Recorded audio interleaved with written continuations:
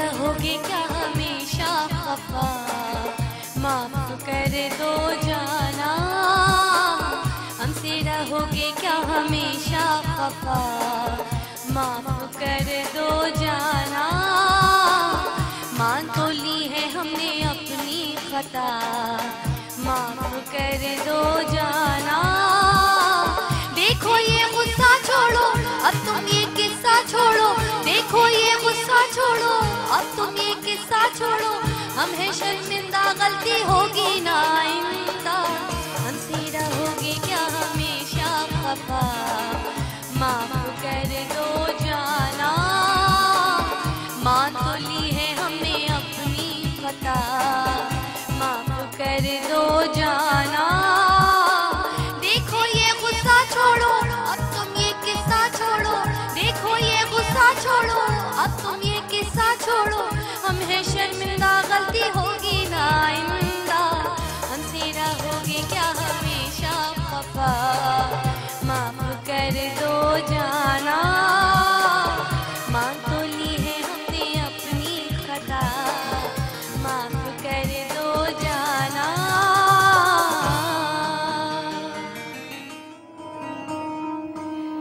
हमसे रहोगे क्या हमेशा खफा, माफ कर दो जाना। आदाब अर्ज है, अस्सलाम वालेकुम। खैरौफियत से है, ठीक ठाक है। आते के साथ ही आज सबसे पहले जो है मैं आप लोगों से मांग रही हूँ माफी। Why is that? माफी क्यों मांग रही हूँ मैं सुबह सुबह आप लोगों से? क्यों? इसलिए क्योंकि आज मेरा टॉपिक है कि अगर आपका कोई दोस्त या आपकी कोई सहेली या आपकी कोई बेस्ट बडी, जिगर नहीं कहते आप जिसको, यार कहते हैं जिगर है, यार जिगर है, लड़कियां भी कहती हैं, लड़के भी कहते हैं। अगर आपसे कोई नाराज है स्पेशली और आप समझते हैं कि उसको सॉरी और थैंक यू कहने से वो मान जाएगा, तो ये आज आपने मुझे कॉल करना है और बताना है, ईमेल करना है, मैसेज करना है, फेसबुक पे कमेंट्स करने में साथ साथ कोशिश करूंगी कि मैं पढ़ती रहूंगी। तो मुझे आपने बताना ये है कि अगर आपका कोई फ्रेंड आपसे नाराज हो जाता है तो क्या उसको सॉरी या थैंक यू करना जरूरी होता है, या इस रिलेशन में शुक्रिया और सॉरी के बगैर काम नहीं चल सकता? जैसे होता है ना कि अगर आपका कोई अच्छा सा काम कोई कर दे या फिर आपके लिए कोई अच्छा सा गिफ्ट लेकर आए तो आप उसको कहते हैं thank you so much, so sweet of you, आप थैंक्स कर रहे होते। और दोस्ती में ये भी कहा जाता है कि यार जहाँ पे दोस्ती है वहाँ पे ये थैंक्स वैंक्स नहीं चलता, नो थैंक्स यार। जहाँ फ्रेंडशिप है वहाँ ये थैंक यू की कहानी जो है ये गेम ऑन नहीं होगी। अब ये भी कहा जाता है, मगर जब दोस्त को मनाने की बात आती है तो वहाँ बात आ जाती है सॉरी की। सॉरी के बगैर तो फिर वो बंदा जो है या बंदी जो है वो तो मानती नहीं है, वो आपकी दोस्त जो है वो फिर वैसे ही मुंह चढ़ा के जो है वो अपने घर में बैठी रहती है, वो ना आपका फोन अटेंड करती है, ना आपसे मिलती है, ना आपसे बात करती है। तो ये एक बड़ा टेंशन है। तो व्हाई इज दैट? आपने आज मुझे इस बात पे जवाब देना है कि जब थैंक यू किया जाता है या थैंक यू नहीं किया जाता समटाइम्स, तो व्हाई सॉरी भी मस्ट है करना, तो सॉरी भी नहीं होनी चाहिए जरूरी। तो खैर ये अब आप हमें कॉल करेंगे तो बताएंगे कि क्या है दोस्ती का सिस्टम। ऑल्सो मैंने कल अपने प्रोग्राम में कहा था कि मैं कोई ऐसे लोग ढूंढ रही हूँ जिनकी ज़िंदगी में कुछ डिफरेंट प्रॉब्लम्स हैं और कोई ऐसी प्रॉब्लम है जो वो खुद सॉल्व नहीं कर पा रहे, या फिर आपके नेबर्स में, आपकी फैमिली में देखने में कोई ऐसे लोग जिनके साथ कोई ऐसी प्रॉब्लम्स उनको पड़ रही हैं या ऐसी प्रॉब्लम को वो फेस कर रहे हैं जो वो खुद सॉल्व नहीं कर पा रहे, और देखने वाले उनके लिए कहते हैं कि यार इनके मामलों में हम क्यों पड़े, वो खुद सॉल्व कर लेंगे, हमारा क्या ताल्लुक, उनका अपने घर के मसले। मगर वो घर के मसले बढ़ते फिर मजीद ख़राब हो जाते हैं।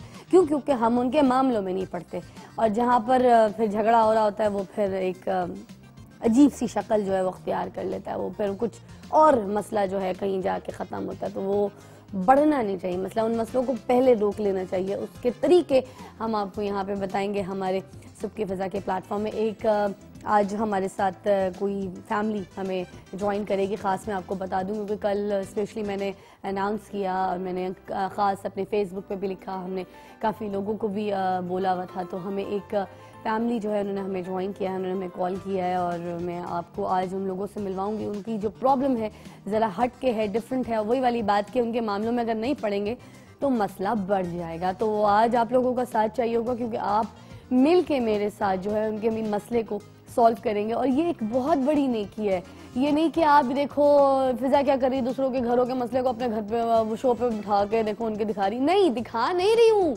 मैं आप लोगों से मदद मांग रही हूँ कि आप लोग मेरे साथ मिलके उस मसले को सॉल्व करें। सीरियसली, और आपने वाकई वाकई मेरी मदद करनी है। तो खैर एक छोटा सा वक्फा दरकार होगा, वक्फे के बाद यहाँ पर स्किन से रिलेटेड बात होगी। यहाँ पर हमारे साथ डर्मेटोलॉजिस्ट होंगे, हमारे डॉक्टर खावर साहब का सेगमेंट जो है वो शुरू हो जाएगा और आप सारी मेरी बहनें कॉल कर सकती हैं, जो जो प्रॉब्लम है, स्किन, हेयर, नेल्स, जो जो जो जो जो सवाल करना चाहती हैं अपनी स्किन से रिलेटेड आप पूछ सकते हैं। और आपकी खूबसूरती में कोई भी दाग धब्बा है तो वो फौरन आपको बताएंगे जवाब उसका, और आपको कोई मेडिकेशन बताएंगे प्रॉपर। सो आप कॉल कर सकती हैं छोटा सा सवाल करके, छोटी सी बात करके, और वो आपको आंसर जो है करेंगे। इस वक्फे के बाद शुरू हो जाएगा यहाँ पे डॉक्टर खावर साहब का सेगमेंट। आपकी कॉल्स दरकार होंगी। Will be right back. आप देख रहे हैं सबकी फिजा, और हमसे अगर हुई है खता तो माफ कर दो जाना।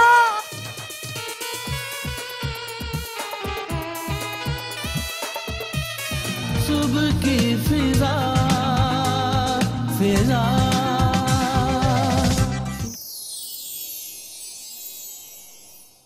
सुबह की फिजा फिजा।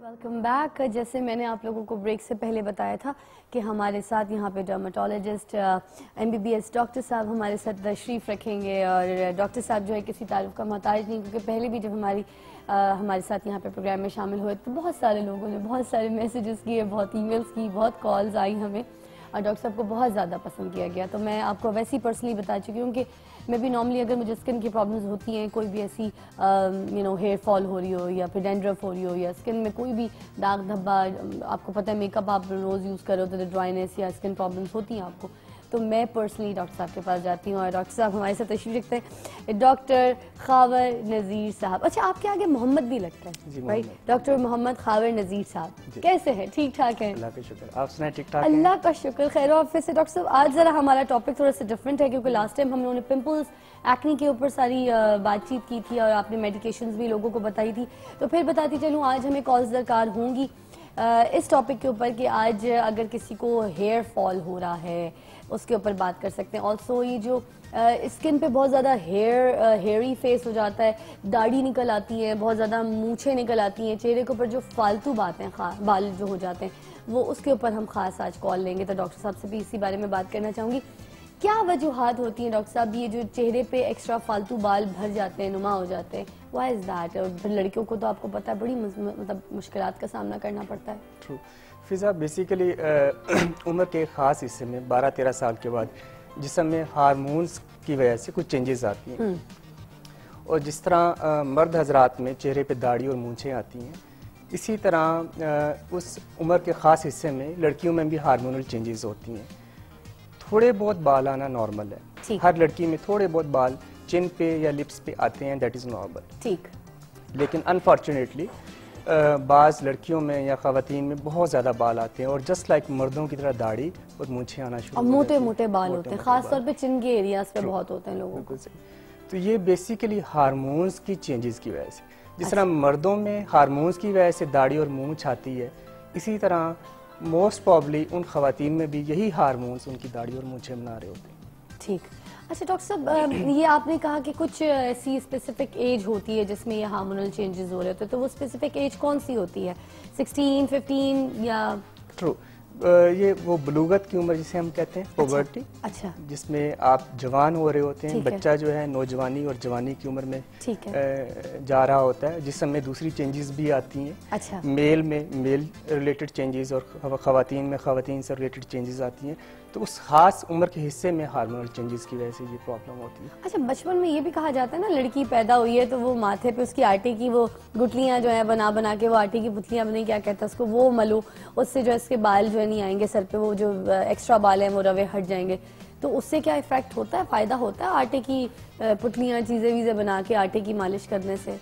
गुठलियाँ बनाने से? आई विश की होता हो, लेकिन हकीकत में ऐसी बात नहीं है। ऐसा कुछ नहीं ऐसा है? कुछ नहीं है। अच्छा, ठीक है। तो हम थोड़ा सा कुछ तस्वीरें भी दिखाना चाहेंगे बिफोर और आफ्टर की, तो उसके ऊपर हम बात भी करते हैं, क्योंकि आपने ये पिक्चर्स हमें जो है प्रोवाइड किए, तो ज़रा आप पिक्चर्स देखिए, आपको पता चलेगा बिफोर और आफ्टर साथ साथ। जी चलाइए ज़रा पिक्चर्स साथ देख सके। जी डॉक्टर साहब ज़रा हमें इलैबोरेट भी कीजिए इसके ऊपर। बेसिकली आप देखेंगे टिपिकली चिन के एरिया में दाढ़ी की जगह पे दाढ़ी की तरह के बाल आए हुए हैं इस खातून ने, और लेजर की ट्रीटमेंट की वजह से आप दूसरी साइड पे देख सकते हैं कि कितना वाजिया फर्क है। ठीक, अच्छा ये लेजर ट्रीटमेंट से खत्म हुई है बेसिकली ओके, और ये भी इनके ओह गॉड आप देखें कि जस्ट लाइक मर्दों की जिस तरह दाढ़ी होती है उससे की तरह है। और मेरा ख्याल है ये बड़ा डिस्टर्बिंग है खवातीन के लिए, लड़कियों के लिए खुसूसन। बेशुमार लड़कियां औरतें हमारे पास आती हैं जिनकी शादी के मसाइल होते हैं, पेरेंट्स आते हैं कि हमारी बच्ची की शादी नहीं हो रही, और चूंकि ये बाल चेहरे पे होते हैं और आमतौर पे लड़कियां लेजर वगैरह नहीं करवा रही होती या उन्हें अवेयरनेस नहीं होती कि लेजर ये क्या है, ये क्या चीज़ है? ये मर्दों में यानी मेल्स में बाज़ औक़ात शेप बम्प्स बन जाते हैं। अच्छा। यानी उनके बालों की डायरेक्शन डिफरेंट होके, यानी बजाय इसके बाल बाहर आए, हाँ। स्किन के अंदर की तरफ जाके वहाँ पे बम्प्स बना रहे होते हैं, इनग्रोन है बिल्कुल। तो ये भी लेजर के जरिए ट्रीट हो सकते हैं। ये भी बड़ी कॉमन प्रॉब्लम है, बड़ा पेनफुल कंडीशन है, तो इसको भी हम लेजर के जरिए इम्प्रूव कर सकते हैं। अच्छा, ये जो कलमे हैं ये भी यहाँ से जो है काफी, कलमे पे तो काफी प्रॉब्लम होती है, लड़कियों को काफी बाल होते हैं, काफी हेयरी होती है वो जगह। अच्छा, ये जो थ्रेडिंग वगैरह करवा रही होती है लड़कियाँ, इससे पिंपल्स, एक्ने भी आ जाती हैं। अच्छा, कान के ऊपर भी यू कैन सी कितने ज्यादा बाल, और खास औरतों के ये काफी प्रॉब्लम्स होती हैं, सही बात है। तो आज हम आप लोगों के सामने इसी टॉपिक के ऊपर बात करेंगे, और जिन जिन लोगों को फेस पे हेयर की जो जो प्रॉब्लम्स हैं आप कॉल कर सकते हैं। डॉक्टर खावर साहब यहाँ पे तशरीफ रखते हैं। एक कॉल हमारे साथ है। अस्सलाम वालेकुम। वालेकुम अस्सलाम। कैसी हैं? अल्लाह का शुक्र, खैर आफियत से। मेरी जान कौन और कहाँ से बात कर रही है? आयशा बोल रही हूँ मुल्तान से। आयशा खावर साहब तशरीफ रखते हैं, क्या प्रॉब्लम है, क्या पूछना चाहेंगी मेरी जान? जी मैंने एक तो बालों के बारे में पूछना है। मेरी बेटी है तकरीबन 16 ईयर्स उसकी एज है, उसके बाल अच्छे लंबे हैं, लेकिन अब उसके इसलिए सिर्फ झड़ने शुरू हो गए कि ना उसके बालों में ना खुश्की की तह जैसे नहीं जम जाती है, उस तरह से बन गई है, और वो उनमें खारिश होती है, और उसकी वजह से उसके बाल भी झड़ने लगे हैं। एक तो ये प्रॉब्लम है, और दूसरी है कि मेरा बेटा है, उसकी तकरीबन 13 ईयर्स है एज, लेकिन उसके अभी से ना मोटे मोटे पिंपल्स जैसे निकल आते हैं ना इस तरह होकर, और उसमें पस वाले दाने होते हैं, और फिर वो उसके बाद वो जैसे खड्डे से नहीं बन जाते इस तरह बन गए, तो उसकी वजह से मैं बहुत परेशान हूँ। वो जरूर बता रही थी प्लीज। ठीक है, वैसे तो आज हमारा टॉपिक थोड़ा सा डिफरेंट है, मगर हम आपको ये दोनों प्रॉब्लम्स बता देंगे। अब हमारी बहुत प्यारी कॉलर है। जी डॉक्टर साहब। इस तरह की इनकी बेटी का जो प्रॉब्लम है कि एक तो बाल झड़ रहे हैं और दूसरा वहाँ पे खुश्की और डंड्रफ है, तो मेरा ख्याल है कि एक तो इन्हें खुश्की और डंड्रफ के हवाले से ट्रीटमेंट लेनी चाहिए। आमतौर पे मार्केट में अवेलेबल भी हैं शैम्पूस जो खुश्की और डंड्रफ को बेहतर करते हैं। बालों के गिरने की बेशुमार वजूहात हैं। आमतौर पे यंग एज में बाल स्ट्रेस रिलेटेड होते हैं, स्ट्रेस की वजह से जाते हैं। अच्छा। स्ट्रेस जो है वो फिजिकल हो सकता है या इमोशनल हो सकता है। अच्छा। फिजिकल स्ट्रेस में हम अगेन देखते हैं खवातीन में pregnancy is physical stress, breast feeding is physical stress, कोई chronic illness is physical stress, घर के काम काज ये सब वो स्ट्रेस में, इसमें सारी चीजों में नहीं हम। हाँ ट्रू। इमोशनल स्ट्रेस जो है वो डेफिनेटली एग्जाम का स्ट्रेस या कोई और इमोशनल स्ट्रेस, ये सारे स्ट्रेस जो हैं बालों के लॉस या हेयर फॉल की तरफ लेके जाते हैं। ठीक। तो अगर कोई ऐसे स्ट्रेस फैक्टर हैं हम कोशिश करते हैं कि उसको भी एड्रेस करें, लेकिन प्रॉपर एवेल्युएशन अगर ये करवा लें किसी भी लोकल स्किन स्पेशलिस्ट से मुल्तान में, तो मेरा ख्याल है कि बेहतर होगा। ठीक। और वो जो इनके बेटे का प्रॉब्लम है वो? हाँ, बेटे का मेरा ख्याल हमने लास्ट प्रोग्राम में पिंपल्स को डिस्कस किया, तो एज ऐसी है, यंग एज में पिंपल्स आते हैं, तो अगेन उसकी अगर एवेल्युएशन करवा लें, most probably it is acne. ये एक्नी है, और एक्नी इन्होंने जैसे बताया कि पस वाले दाने हैं, गड़े पड़ जाते हैं, इट मीन्स ये सीवियर एक्नी है, और मेरा ख्याल है कि इसकी प्रॉपर ट्रीटमेंट लाजमी इन्हें करवानी चाहिए, अदरवाइज फेस पे परमानेंट स्कारिंग या निशान पड़ सकते हैं। ओ, एक और कॉल साथ है, डॉक्टर साहब लेना चाहूंगी। अस्सलाम वालेकुम, कौन है हमारे साथ? हेलो। अस्सलाम वालेकुम। वालेकुम अस्सलाम, कौन बोल रहे हैं, कहाँ से? आप मैं साहिवाल से अली बात कर रहा हूँ, सिटी से। अली बात कर रहे हैं साहिवाल से। अली, क्या पूछना चाहेंगे? डॉक्टर खावर साहब तशरीफ रखते हैं। मैं ना आपसे ये पूछना चाहूंगा, सबसे पहले तो मैंने डॉक्टर साहब से बात करनी है। जी आप बात कीजिए। जी बात कीजिए। मैं ना चेहरे में मेरे ना पिंपल काफी सारे हैं। जी जी ठीक है।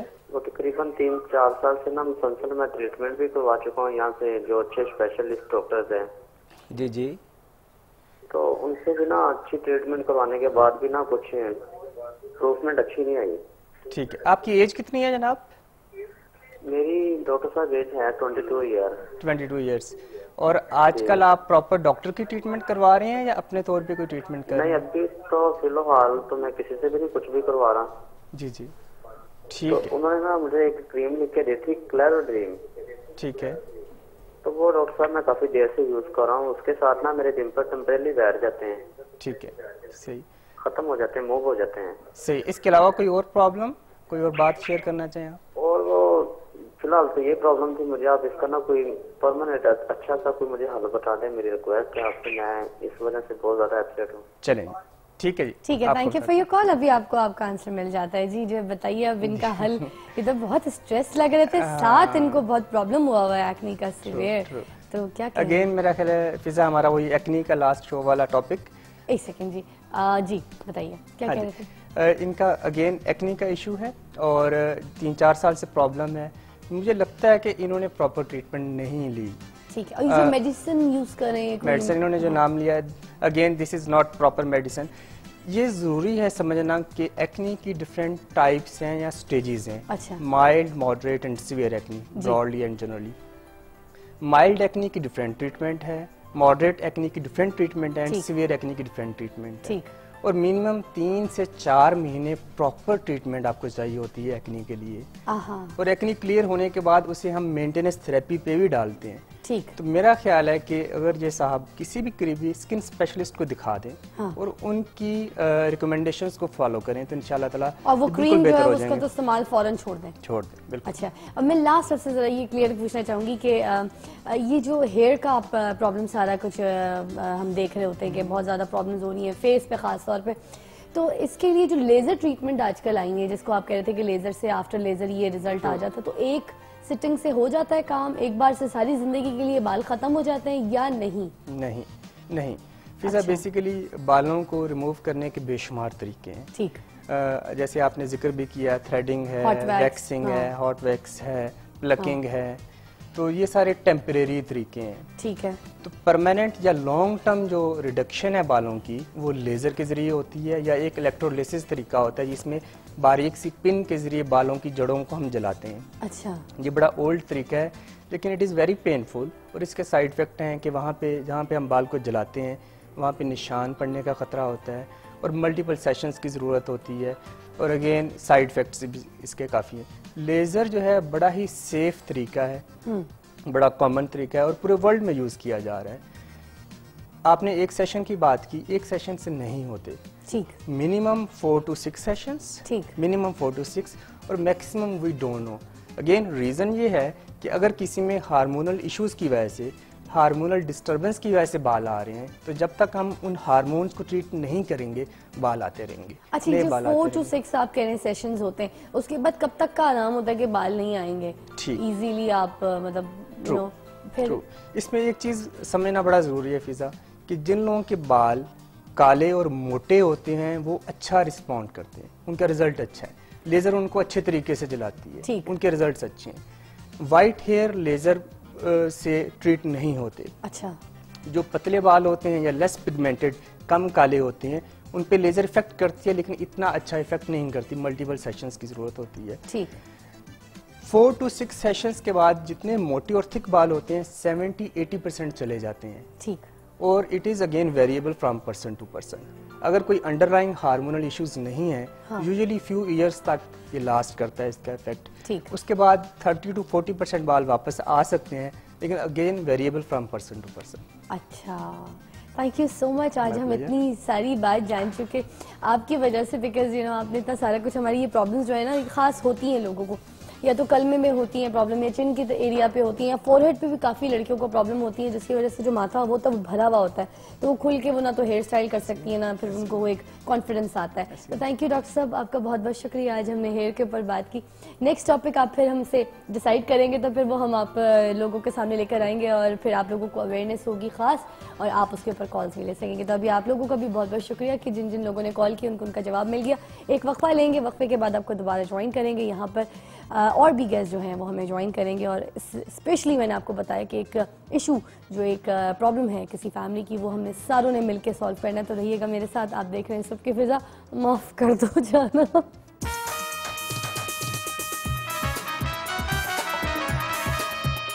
सुबह की फिजा फिजा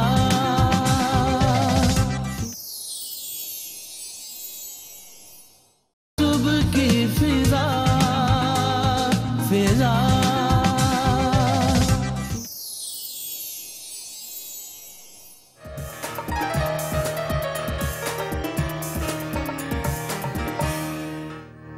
वेलकम बैक। अभी हमें यहाँ पर जैसे मैंने कहा था कि कुछ गेस्ट ज्वाइन करेंगे, और आज के हमारे गेस्ट बहुत स्पेशल है। मैं थोड़ी सी स्माइल अपनी रोकने की कोशिश कर रही हूँ, आपको कुछ समझ आ रहा होगा कि जो गेस्ट है वो बहुत ज़्यादा स्माइल से उनका जो एक चार्म है वो मैं कैमरा भी नहीं करूँगी मेरी अभी वैसे हंसी निकल जाएगी और मैं उनकी तरह हंस के दिखाऊंगी। तो मैं कोई इंट्रोडक्शन अगर ना भी दूँ, मैं उनकी लाफ्टर थोड़ी सी कॉपी करके अगर आपको दिखा दूँ ना तो आपको पता चल जाएगा। मगर थोड़ा सा मैं पहले उनके बारे में बता दूं। 2002 में उन्होंने अपना करियर का आगाज़ किया, माशाल्लाह से बहुत नाम कमाया, बहुत अच्छे कैरेक्टर्स परफॉर्म किए, और ये एक ऐसी पर्सनालिटी मैं ख़ास इनके बारे में बताऊं कि जिन्होंने कभी भी मीडिया में ये डिमांड नहीं किया, क्योंकि इनके साथ मेरा भी एक एक्सपीरियंस हुआ, हमने सिटकॉम किया, तो ये डिमांडिंग नहीं है इस किस्म की कि ये कहती हूँ कि मुझे लीडिंग या टाइटल रोल चाहिए। जैसे नॉर्मली हमारे मीडिया में कोई नया चेहरा या खूबसूरत चेहरा अगर आ जाए तो सबसे पहले यही बात करता है, I am going to be the title one and leading character play करूँगी ये वो। तो इन्होंने कोई ऐसी चीज़ डिमांड नहीं की, इन्होंने कैरेक्टर्स डिमांड किए कि स्टोरी अच्छी होनी चाहिए, उसके ऊपर कैरेक्टर के ऊपर मेहनत होनी चाहिए, वो मैं करूँगी तो लोग मुझे पसंद करेंगे। तो आज लोगों की फेवरेट है, ऑल्सो इनकी स्माइल लोगों की बहुत ज़्यादा फेवरेट है, मगर इनकी बहन ने भी हमें आज साथ ज्वाइन किया। आज दोनों सिस्टर्स हमारे साथ हैं, दो बहनें खूबसूरत, और छोटी बहन जो है उनके बारे में बताती चलूँ कि उन्होंने भी अपने करियर का आगाज़ 2002 से किया, इस मीडिया में कदम रखा, बहुत अच्छा काम किया। मगर कुछ कहते हैं ना, जब लड़की के भाग खुल जाते हैं, शादी हो जाती है, ब्याह हो जाता है, उसके बाद फिर जो है आप चली गई और यहाँ से और यूके में जाके सेटल हो गई, हैप्पीली मैरिड है माशाल्लाह, मगर अभी वापस आई हैं और अभी थोड़ा सा काम जो है दोबारा उन्होंने कंटिन्यू किया है। तो अभी दोनों बहनें जो है हमारे साथ तशरीफ रखती है। सबसे पहले मैं कोशिश करती हूँ उनके जैसे हंसलू जिनके बारे में बात कर रही हूँ, हमारे साथ तशरीफ रखती हैं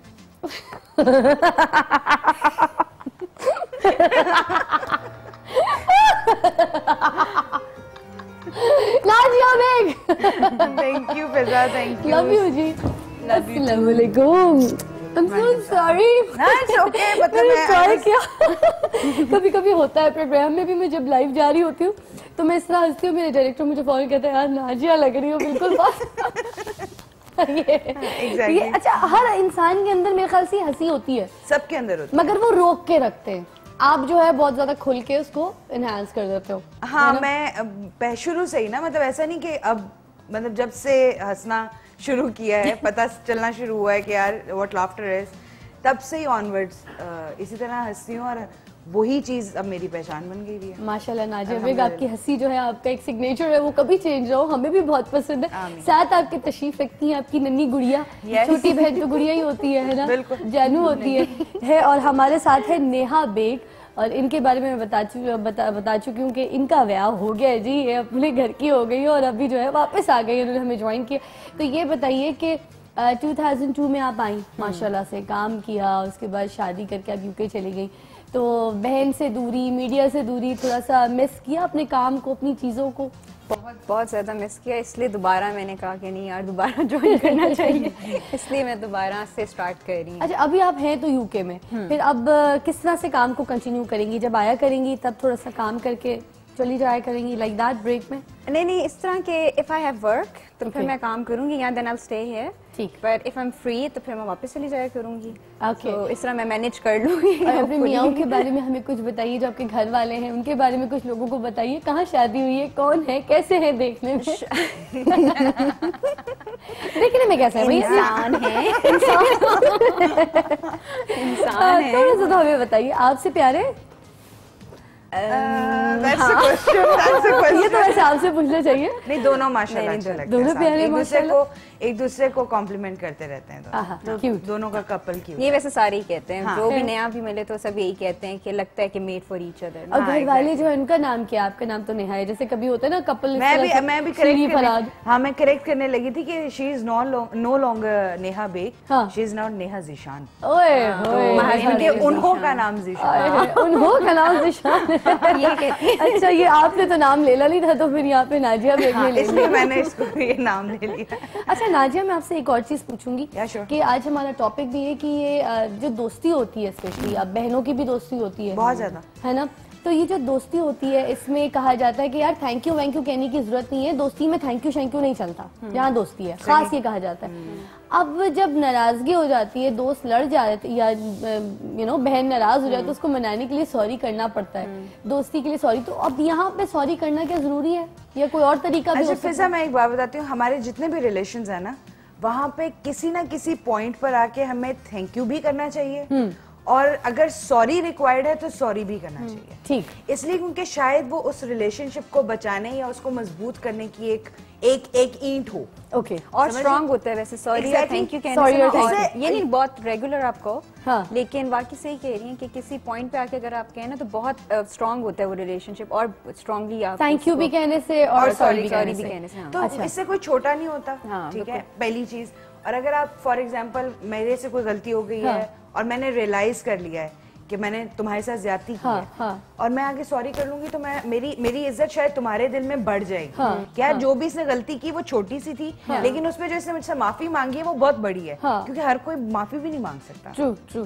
ठीक है, उसके लिए आपको गट्स चाहिए, उसके लिए आपको एक एनर्जी चाहिए, अपना आपको इकट्ठा करके किसी के सामने जाके कहना कि यार आई एम सॉरी, मेरी गलती है, ये एडमिट करना एक जुमले में वे टू डिफिकल्ट। और वैसे अंग्रेजों का मतलब हम अंग्रेजों का भी थैंक्स और हमारा भी थैंक्स, हम भी तो मतलब माफी में एक वो जो सॉरी कह देते हैं बड़ी बात है, तो अंग्रेजों का थैंक्स के इतनी सारी चीजों को इकट्ठा आपकी बात। Sorry, exactly, sorry, very short. I am sorry मतलब I am sorry I did this या दिस।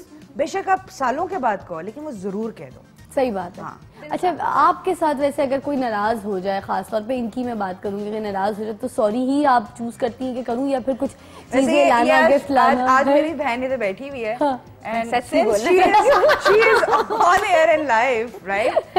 तो she is witness to it.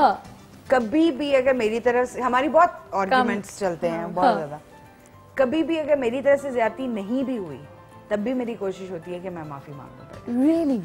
नाजे की I do that. Very so. मतलब इट्स नॉट दैट कि मैं अपनी बहन के साथ with my friends with my parents गलती होगी भी तो, और ऐसा नहीं कि उसको दिन गुजरेंगे या घंटे गुजर जाएंगे, within 5 to 10 minutes I guess it's over. Wow, हाँ, सब चीजें ओवर हो जाती हैं because I don't want to continue that anger जो एक रिलेशनशिप। साइन क्या है? स्कॉर्पियो।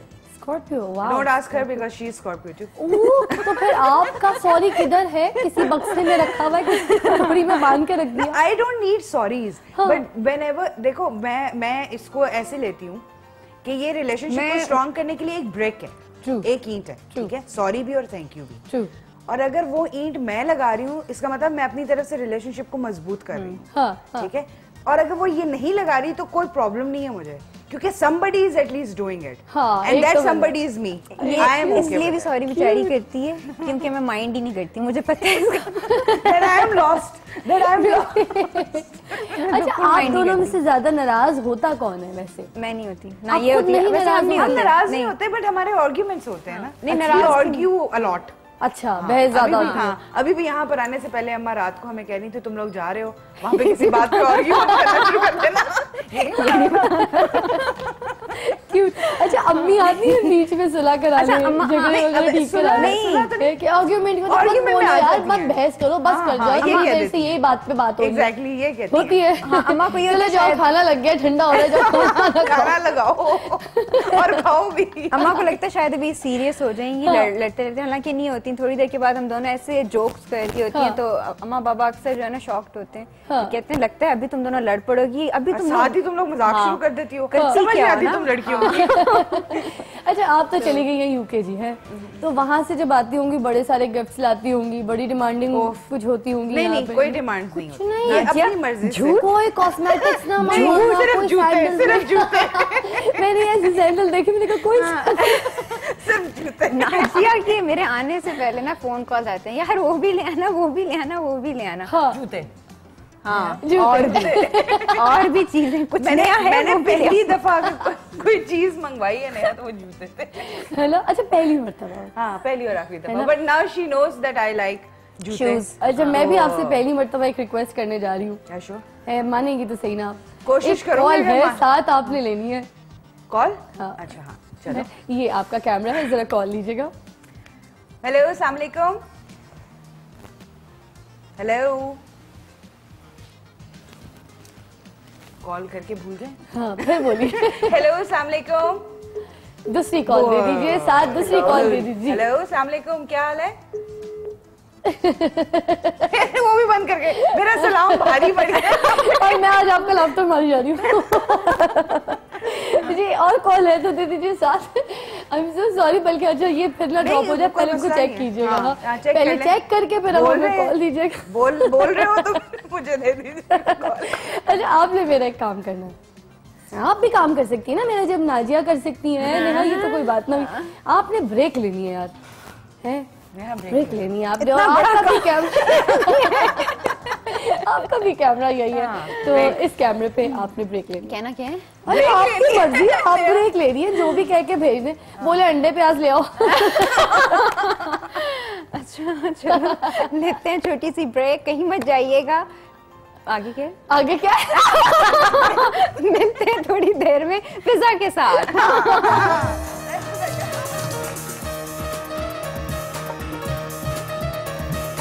सुबह की फिजा फिजा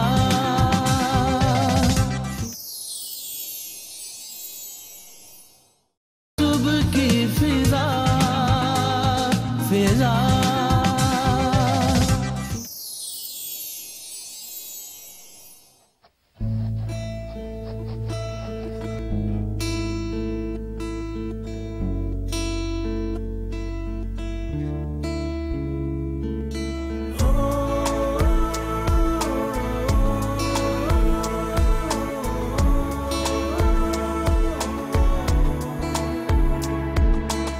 सोचा था हमने ना होंगे जुदा कभी, वो दूर हो गए तो ये जाना वो बातें झूठी थी सभी। मुझे यूं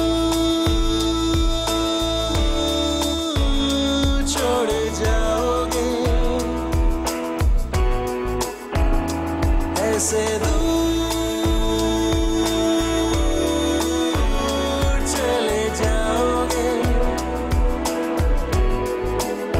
सोचा न था मैंने कभी जिन राहों पे हूँ अभी। आंसू तेरे ये आंसू करते हैं जादू, तेरे ये आंसू आंखें तेरी ये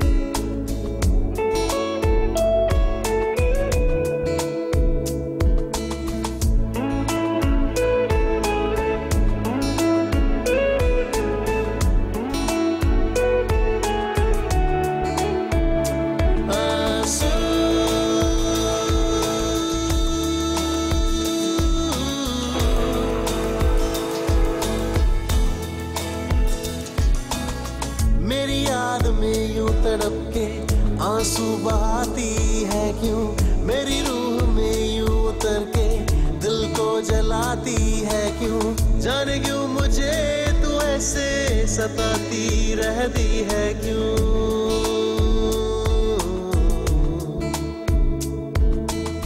तुझसे जो छूटा तो टूटा और बिखरा मैं यूं, जैसे टूटे कोई तारा कहकशां से यूं, मेरा साथ ना निभाओगे मुझे यूं आजमाओगे। सोचा न था मैंने कभी मिट जाएंगे नाते सभी आंसू, तेरे ये आंसू करते हैं जादू, तेरे ये आंसू।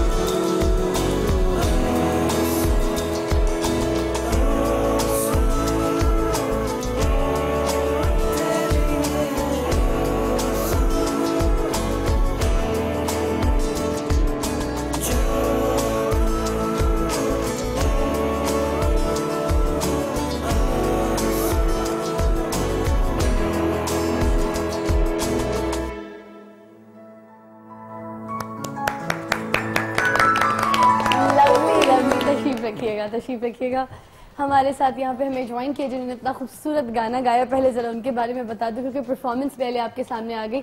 नाजिया, ये हैं राना उमैर साहब, बहुत प्यारे अच्छे सिंगर हैं। इनके बारे में बता दूं कि इनका ये पहला गाना है जो इन्होंने अभी परफॉर्म किया और बड़ा हिट हुआ था ये गाना आंसू के नाम से, तो इसलिए आज हमारे सेट पे पहली बार आए तो इसलिए इन्होंने परफॉर्म किया। और ये जो है 2009 और 2010 के मिस्टर लाहौर भी हैं, गोल्ड मेडलिस्ट हैं जनाब, तो बॉडी बिल्डर है भाई आज हमारे सेट पे, सिंगर भी है, बॉडी बिल्डर भी है। इनसे जान सकेंगे मजीद बॉडी बिल्डिंग के कुछ अच्छे राज और ये कैसे बॉडी शॉडी बना सकते हैं। और लड़के बैठे हुए जितने देख रहे हैं आपके फैंस, तो वो पता चल सकेगा उनको आपके जरिए आज, है ना। और उसके बाद आंसू निकलते हैं कितने वेट और आंसू गाना जो है वो भी प्ले होता है साथ, तो ये जरा पूछेंगे, है ना। यहाँ पे जो ये गुड लुकिंग, मैं इनको बॉय बोलूंगी बॉय बोलूंगी मैं आपको, आप अच्छा माने बुरा माने। हर टाइम के बाद जब इनको देखो एक साल के बाद, ये एक साल उम्र पीछे चले जाते हैं, हम आगे जा रहे हैं। मुझे आए हुए 10 साल हुए हैं। मेरे करियर का जो पहला सीरियल था वो इन्हीं के हाथों शुरू हुआ मैंने जैसे तब देखा था मैं आज भी वैसे ही देख रही हूं। आठ केनाल की जन्नत जो था आपका पहला सीरियल और इन्होंने डायरेक्ट किया था। आज सारी चीजें जो है केमिस्ट्री यहाँ पे बड़ी सही वाली जो है मैच हो रही है। दिलावर मलिक साहब जो है किसी भी तारुफ का मोहताज नहीं है, इनके बारे में बताती चलूं। टोबा फ्रॉम टोबा टेक सिंह, बूटा फ्रॉम टोबा टेक सिंह, और ऑल्सो वो आपका लंडा बाजार, तो मैं नहीं भूल सकती क्योंकि मैंने लंडा बाजार पूरा देखा था। ये मेरा फेवरेट प्ले था, वाहिद प्ले था, जिसकी वजह से मुझे पता चला कि इन्होंने डायरेक्ट किया है और लंडा बाजार इनका प्ले था। उससे तो जो स्टार्स बने थे, जो कैरेक्टर्स हिट हुए थे, फिर मैंने इनकी सीरियल साइन की थी 21वीं सदी, मुझे याद है, मैं और मिकाल थे, और बहुत अच्छा प्ले। और हमारी एक याद जो वाबस्ता है वो है ख़याम सरदी साहब के साथ। थोड़ी सी जो बात जो है हम छोटे से वक्फे के बाद करेंगे। दिलावर मलिक साहब भी हमें यहाँ पे ज्वाइन कर चुके हैं एक वक्फा, उसके बाद हम आपको दोबारा ज्वाइन करेंगे, तो सिर्फ रहिएगा मेरे साथ। आप देख रहे हैं सुबह की फिजा, माफ कर दो जाना।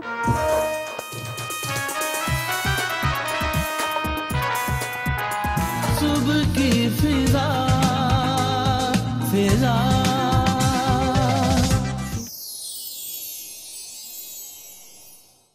सुबह की फिजा फिजा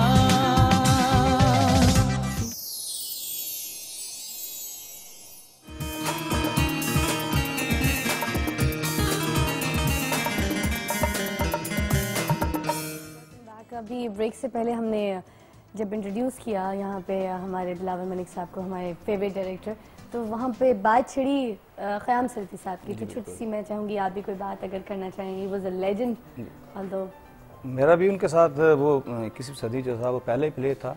इससे पहले हमारी मुलाकात तो थी, मैं काम नहीं किया था, लेकिन उनके साथ काम का तो बड़ा अच्छा एक्सपीरियंस रहा। लेकिन हम जो चीज़ें याद रखते हैं, काम तो सब लोग देख रहे हैं, लेकिन कुछ चीज़ें ऐसी होती हैं जो कुछ लोगों को नहीं पता होता। वो इतने अच्छे इंसान थे, इतना ख्याल रखने वाले कि कभी खाना घर से ला रहे हैं, कभी कुछ कर रहे हैं, कभी आपको कह रहे हैं कि आप वहाँ आ जाएं, वहाँ हम कुछ ये करेंगे, ये तो कुछ भी, मतलब वो ऐसा इंसान था कि वो हमेशा लोगों को याद रहेगा जो हमारे काम करने वाले हैं। मैं कहती हूँ एक एकेडमी थी।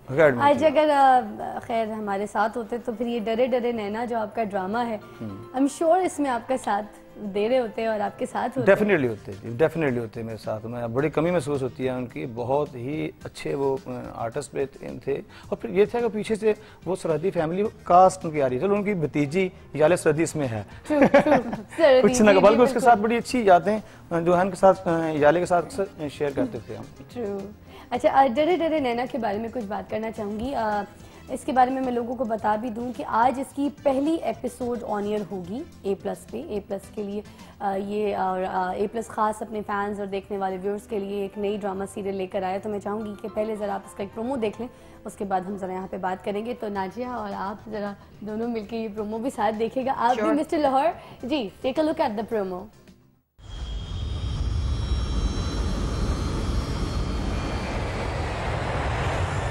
हेलो, हाँ राजन, आयजा पहुंची है क्या? हाँ वो पहुंच गई।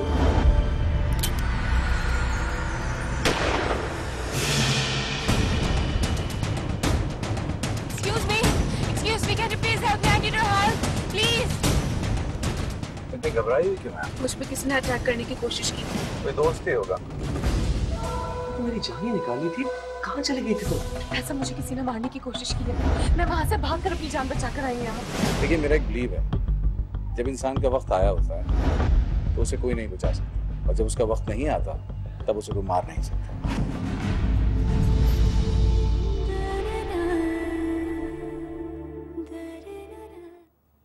वेलकम बैक जी। कि आपने प्रोमो देखा, कैसा लगा भाई? अच्छा, very nice and interesting. Very nice, बाकी बहुत अच्छा, लग नहीं रहा था पाकिस्तानी वेरी नाइस। शूट जो है काफी हद तक फोकट में हुई है, तो जरा आप कुछ इलैबोरेट कीजिए इसके बारे में, कैसी शूट रही, कास्ट के हिसाब से कैसा रहा? सबसे पहले तो मैं एक बात जरूर कहूँगा कि कोई अच्छा प्ले बनाने के लिए या अच्छी फिल्म बनाने के लिए आपको अच्छे प्रोड्यूसर्स की जरूरत है, उसके बगैर तो नहीं बन सकता। अगर आप मेरा प्रोड्यूसर मुझे एक कमरे में बंद कर देगा तो मैंने क्या करना? ऐसे ही अगर आप उनको बंद कर देंगे वो तो निकल जाएंगे। लेकिन सब ऐसे नहीं है ना। कमरे में मैं क्या करूंगा? नाजिया को पता है कि मैं कहता हूँ कि जो घर 8 कनाल की जन्नत हमने किया था, पता है इसको, तो 8 कनाल की जन्नत लग रहा था। तो अगर वो छोटे से घर में होता तो वो क्या लगता? तो वजह ये होती है कि आपको लोकेशन के बारे में हम कह देते हैं कि वो ये है, वो तो लगता नहीं है। फोकट में तो ये पहला प्ले शूट हुआ है। पहला प्ले। तो जब आप गए तो पहले लोकेशन देखने गए या डायरेक्ट पूरी टीम को लेके गए? आपको पता था कि भाई मैं वहाँ जाऊंगा तो मैं ऑन स्पॉट सारी चीजें जो है मूड बना के, सीन बना के वहाँ पे शूट करना शुरू कर दूंगा? क्या किस तरह से माइंड बनाया? पहले जो था इसके हमने इसको नेट पे इसको देखा, इसकी लोकेशन हमने पहले देखी हुई थी। इसे नेट का बड़ा इसका बड़ा फायदा रहा। वही था कि हमारे जो प्रोड्यूसर हैं चौधरी अशरफ साहब, वो कहानी में भी काफी उनको कहानी बड़ी पसंद थी, वो कहानी बड़ी दिलचस्पी लेते थे। तो वो कहते थे यार कि ये बनाना है ना तो इसके लिए ये आपको बाहर बनाना चाहिए, इस तरह की लोकेशन होनी चाहिए। वो पहले कहीं गए हुए थे। अच्छा। तो फिर उन्होंने नेट पे हमें दिखाया, वो चीज़ें हमने देखी, तो उसके बाद फिर वो बिल्कुल लोकेशन हमें सूट करती थी, क्योंकि ये प्ले आउटडोर इंडोर बड़ा मिक्स था। और ऐसा नहीं था कि आप आउटडोर को इंडोर के साथ यहाँ चीट करेंगे तो इसका सीक्वेंस मर जाएगा। मतलब ये जो आपको नजर आ रहा है कि वो लड़की जब भाग के आ रही है तो वो पूरा जो अपना उसका वेला है, वो हर चीज जो है वो उसमें घूमती है पूरा।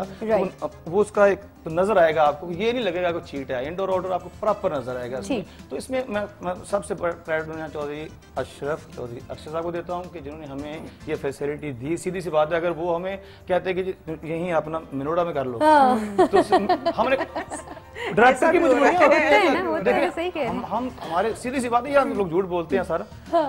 डायरेक्टर हमारे जो हैं बहुत टैलेंटेड हैं और उनको वो फैसिलिटीज नहीं दी जाती। मैं हमारे यहाँ दिलावर साहब ये प्रॉब्लम ही है ना, हम क्यों हम पीछे रह रहे हैं, उसकी मेन वजह ये इंडिया क्यों आगे चला गया है, इसलिए क्योंकि उसको डायरेक्टर को यहाँ से रिलैक्स कर दिया जाता है। तुम्हारी जो डिमांड है तुमने पहले बता देनी, हर चीज अरेंज होगी, वो इसका हेडेक नहीं है। अब यहाँ पर क्या है कि डायरेक्टर ही प्रोड्यूसर भी है, डायरेक्टर भी असिस्टेंट भी है, डायरेक्टर ही जो है वो लाइटमैन भी है, उसने हर चीज अरेंज करनी है। हम अपने प्रोफेशंस में प्रोफेशनल्स हैं ही नहीं। प्रॉब्लम ये है। अब तो ये भी होता है ना कि अब कास्ट भी लाके डायरेक्टर के सर पे खड़ी कर दी जाती है, मेरी फूफी की बेटी है, इसको बहुत शौक है, इसको अब डायरेक्टर बेचारा क्या करे, उसको अब एक्टिंग आती नहीं, वो कहाँ से निकलवाए उसके अंदर से एक्टिंग। ये भी सहना पड़ता है कुछ डायरेक्टर्स को। ऑब्वियसली नहीं, सही बात है, लेकिन उन्होंने क्या किया कि हमारी जो टीम अपनी तो थी वो यहाँ से वो थी, उसके बाद जो मेकअप आर्टिस्ट था वो वहीं से हमने लिया, वो कमर्शियल का बड़ा अच्छा अपना वहाँ से तो मेकअप हुआ भी बड़ा इंग्लिश है, तो वो वहीं से थाई मेकअप है, वहीं से उन्होंने किया, उसी हिसाब से लुक भी दी। अच्छा, एक तो होता है ना थाई मेकअप, मतलब वहीं से थाई मेकअप, और एक होता है थाई मेकअप, चाइनीज मेकअप, दोनों मतलब एक।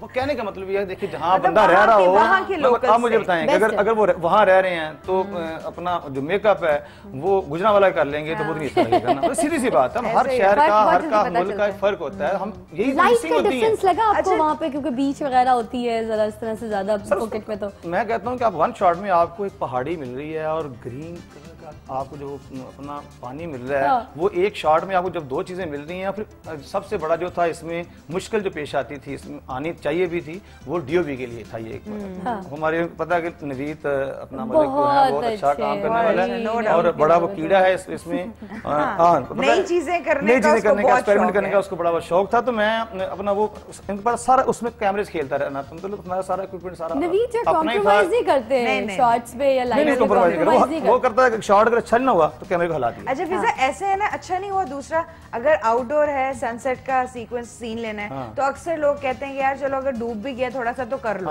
हो जाए, टाइम बच जाए, ये शॉट ना मिस हो हमसे। वो कॉम्प्रोमाइज नहीं करेगा, वो बंद कर देगा कैमरा कि ये नहीं, अब कल करें, ये आज नहीं करना, ये कल करें। अक्सर लड़ाई रहती है, लोगों को पता है कि उसका रिलेशन में ऐसा है कि लोग देखते होते हैं कि ये लड़ रहे होते हैं, तो फिर मैं लड़ रहा होता मुंह उधर करके ना तो बैठा रहता है, फिर तो मैंने नहीं करना। तो वहां भी जब नमक गया ना तो मैंने कहा, मैं उसको कह रहा हूँ, मैंने कहा देख लेना यार, ये पहाड़ी भी है और ये ग्रीन है, ग्रीन नजर आना चाहिए, ब्लू नजर आना चाहिए, जो कलर है ना पानी का वो ब्लैक हर वो नजर आना चाहिए। उस बेचारे ने बड़ी मेहनत की। अच्छा, मुझे एक सवाल का जरूर जवाब दीजिएगा, ठीक है, ये मतलब मैं खुद इस चैनल के लिए काम करती हूँ, मगर फिर भी अब व्यूअर्स जो है वो देख लेंगे तो पता चलेगा ये चाम है कुछ भी। शहूद अलवीब मुझे इसमें थोड़ा सा लग रहा है नेगेटिव कैरेक्टर प्ले करे, इज इट ट्रू? कितना तो बता सकते हैं? सही है, आपका गैस बिल्कुल ठीक था, प्रेडिक्शन सही।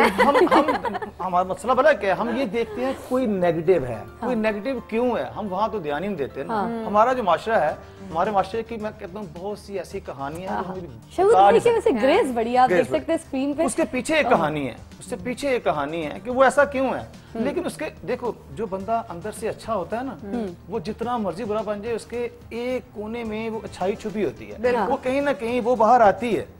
तो वो इसी तरह उसमें वो चीज थी। और क्योंकि वो कहा जाता है ना, कोई पैदाइशी बुरा नहीं होता, ये बुराई नहीं लेकर आता, हम मिलकर उसको बुरा कर देते हैं, माशरा मिलकर उसे बुरा करता है। तो वो उसके अंदर अच्छाई का वो जो आंसर है ना वो रहता है, उसको सिर्फ ट्रिगर करना होता है, वो कोई भी कर सकता है, वो कोई भी कर सकता है। नेहा के बारे में बता दूं कि नेहा जो है ना यूके सेटल हो गई। अब आप जब यूके जाएंगे अपनी सीरियल लेके तो फिर वो वहाँ मौजूद है। 5 साल के बाद नेहा से मुलाकात हुई, मैं वही कह रहा हूँ कि मुझे आप कह रहे हैं कि मैं वैसे का वैसा हूँ, ये भी वैसे की वैसी वो तो है ही चीज है उम्र में, वो तो है ही छोटी, वो तो उसकी गुड़िया है नाजिया की, मैं तो पहले ही कह चुकी हूँ।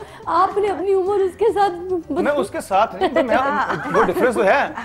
मगर मैं आपको बताऊँ, अब आपसे 5 साल बाद मिलेंगे ना तो मुझे लगता है आप उससे छोटे, ये कुछ आपको गॉड गिफ्टेड है, मैं आपको पहले बता रही हूँ। वो नीयत की बात होती है, जो अंदर से बंदा साफ हो ना वो तो फिर साफ हर चीज साफ ही रहती है। तो मतलब ये है कि अपना मैं अंदर से साफ हूँ, सबको पता है। अब देखे ना आपके सीरियल तोबा टेक्सन के जो हीरो थे फैसल कुरैशी साहब, वो हर साल माशाल्लाह माशाल्लाह माशाल्लाह माशाल्लाह माशाल्लाह इधर से इधर उसमें भी एक बात थी कि वो भी अपने आप को वो भी करता था, ख्याल रखता था शुरू से। जब वो आप अपना ख्याल कैसे रखते हैं? आप बीइंग अ डायरेक्टर सेट पे हर किस्म के खाने आते हैं, ये मैं बताती हूँ। दिलावर साहब की जो प्लस पॉइंट है इनकी पर्सनालिटी का, ये टेंशन नहीं किसी चीज की भी लेते हैं। हाँ, चिल करो यार, इजी हो जाओ। ना ये टेंशन लेते हैं और ना ये टेंशन देते हैं। मैंने तो 2-3 सीरियल किए हैं ना इनके साथ, मुझे तो बड़ी अच्छी तरह पता है। कोई किसी एक्टर ने आके कह दिया कि जी मुझे जल्दी जाना है, ठीक है, कोई मसला नहीं, कल रिकॉर्डिंग कर लेंगे आपके सीन के आगे से। हट जा हट जा, कोई बात नहीं, लाइव जा रहा है, हट जा हट जा, अरे हट जा, छुप के लिए सच्ची। नहीं लड़की को मैं एक सेकंड के लिए, क्योंकि आई हेट छिपकली लाइक एनीथिंग सीरियसली, और अगर कसम से यहाँ पे छिपकली निकल आती ना, वैसे मैं अपने आप को भी छिपकली कह सकती हूँ, मैं छिपकलियों से कम नहीं हूँ। किसी दीवार के साथ लग के खड़ी हूँ, तुम मैं मशहूर हूँ वैसे। बात तो क्या है, ये छिपकली से बड़ी अच्छी बात है कि छिपकली जो है ना दीवार से ही रहती है। हमारी पूरी जो आवाम है, हमारी पूरी कौम दीवार से लगी हुई है। हाँ जी, कोने से लगी हुई है, ऐसे ही है।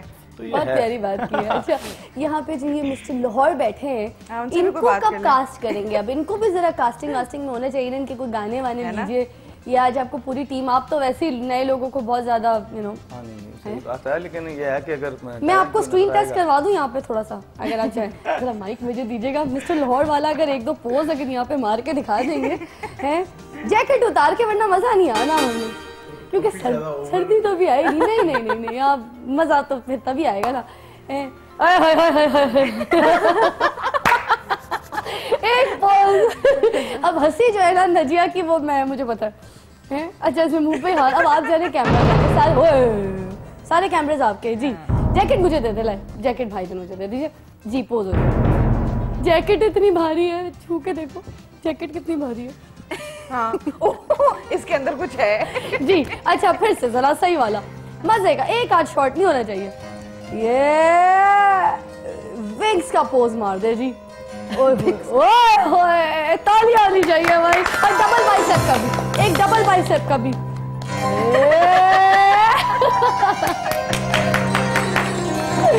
आज आप मिस्टर लाहौर दोबारा से हो गए। लवली हो गया है ना। आप पुराने लोगों के साथ बैठेंगे तो पुरानी पुरानी होगी।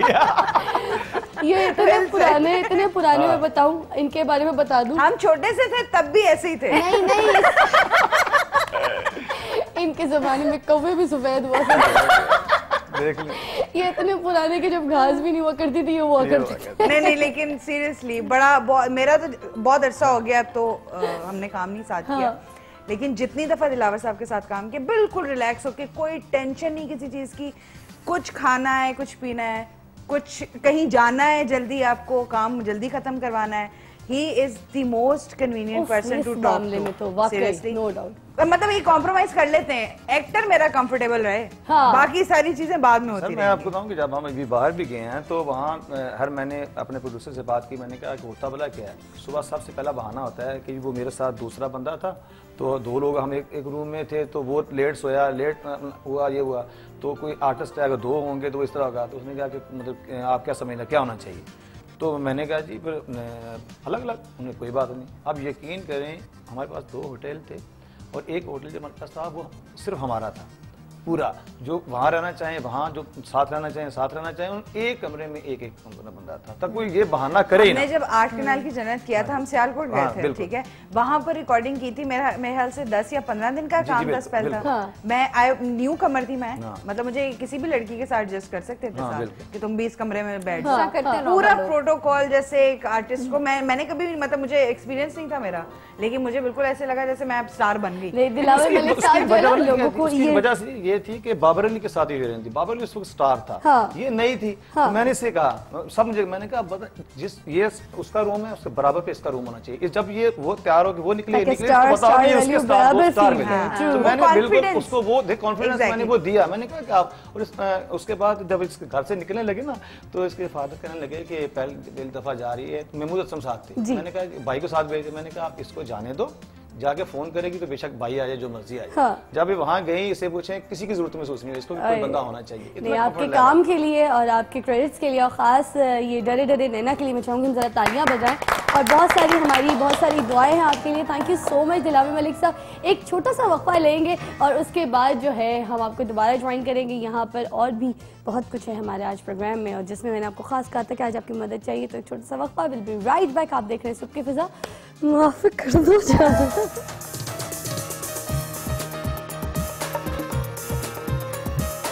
सुबह की फिजा फिजा।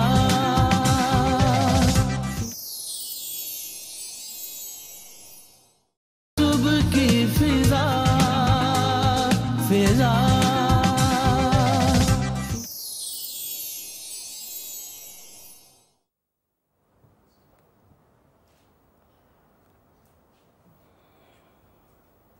Welcome back. और जैसे मैंने आपको बताया था कि हमारे साथ कुछ ऐसे यहाँ पे लोग हमें ज्वाइन करेंगे जिनके साथ कुछ ऐसी प्रॉब्लम्स हुई हैं जो वो खुद सॉल्व नहीं कर पा रहे या हो रही हैं, मतलब कुछ ऐसी प्रॉब्लम्स वो फेस कर रहे हैं राइट नाउ कि वो खुद सॉल्व नहीं कर पा रहे। तो मैंने कहा था कि हमारा प्लेटफॉर्म है जहाँ पे हम मिलके आपके साथ मिलके इवन हमारे जो गेस्ट आएंगे वो मिलके इस प्रॉब्लम को सॉल्व करेंगे।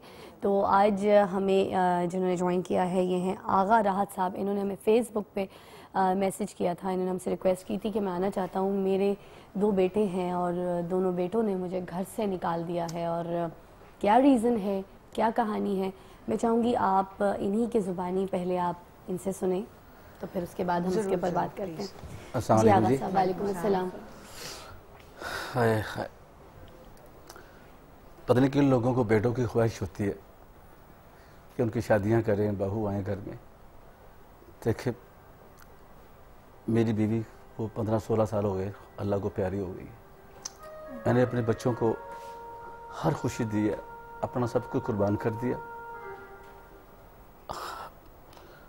छोटी छोटी ख्वाहिशों को मैंने ख़त्म कर दिया। अब मैं अपनी बहन के घर आ रहा हूँ।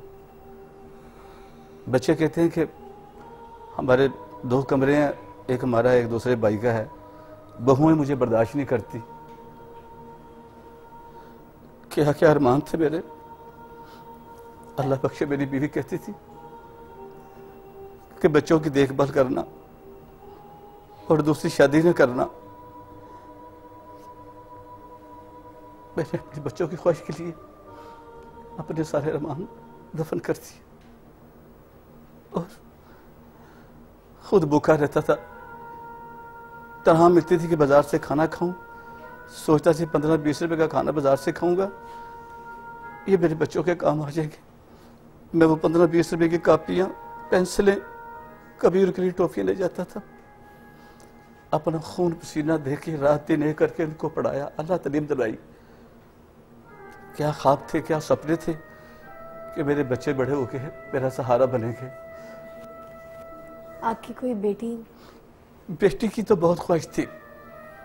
मेरी बीवी कहती थी कि बेटी पराई होती है, लेकिन आज पूरा पाकिस्तान देख रहा है मुझे कि बेटी की कभी बहुत महसूस होती है।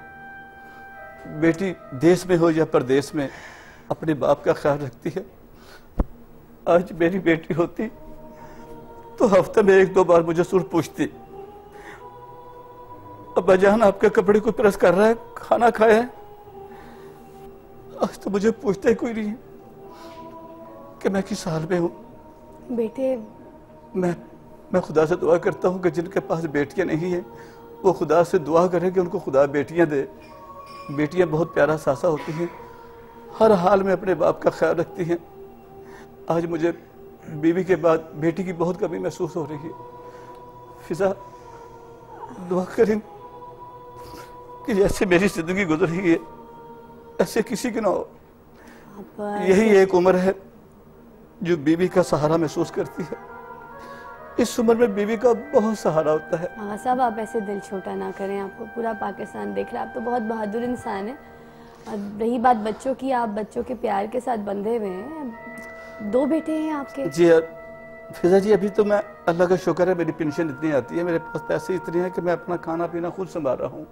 अपने बेटे के ऊपर बोझ नहीं बना हुआ, तो अभी मुझे बर्दाश्त नहीं करते। जब मैं बिल्कुल इनका मोहताज होता तो पता नहीं मेरे साथ क्या आशिर करता। तो आपने कभी सख्ती नहीं की अपनी औलादों पे, दोनों बेटों पे कभी सख्ती नहीं की, मारा नहीं, कभी गुस्सा नहीं किया, कभी इनकी इस तरह की बीवी के बनने के बाद मैंने इनको माँ का प्यार दिया, कभी ऐसी बात नहीं की। इनकी छोटी मोटी गलतियों को इग्नोर करता रहा कि नहीं इनको कुछ कहा तो इनका दिल टूट जाएगा कि ये हमारी माँ होती तो हमें माफ़ कर देती। मैंने इनको फूलों की तरह रखा, इतना प्यार दिया कि ये बड़े होकर मेरा सहारा बनेंगे, मेरा दुख दर्द बांटेंगे। शादी से पहले तो ये ठीक थे, अब इनकी शादियां कर दी है। 2 बहुआं जॉब करती हैं, दोनों बहू जॉब करने के बाद रात को खाना बाजार से खाती हैं।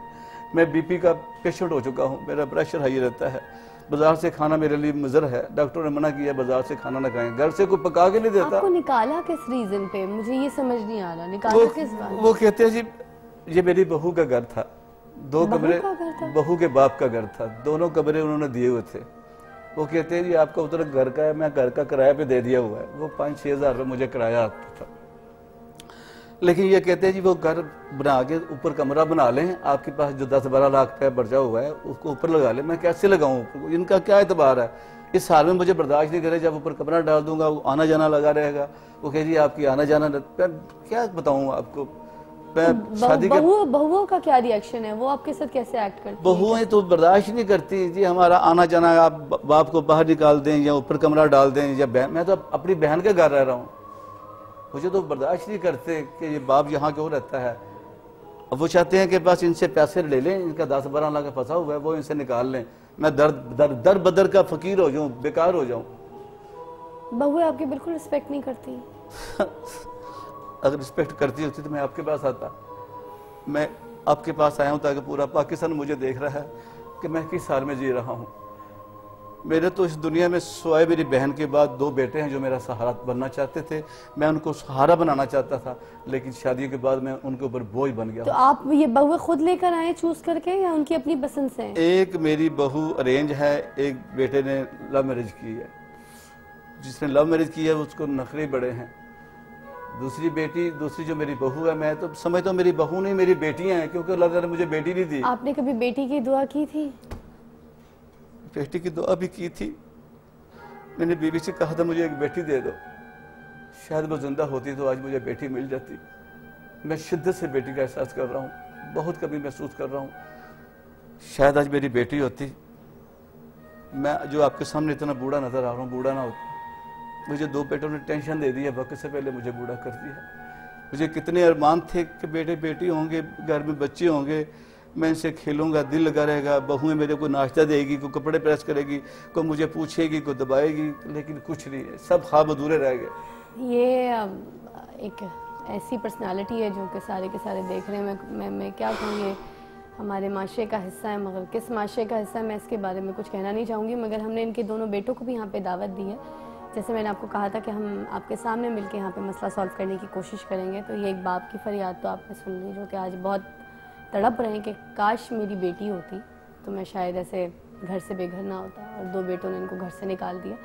ये एक तरफा कहानी है। दूसरी कहानी, दूसरा पहलू जो है इस वक्फे के बाद अभी हम आपके सामने लेकर आएंगे। रहिएगा मेरे साथ। सुबह की फिजा फिजा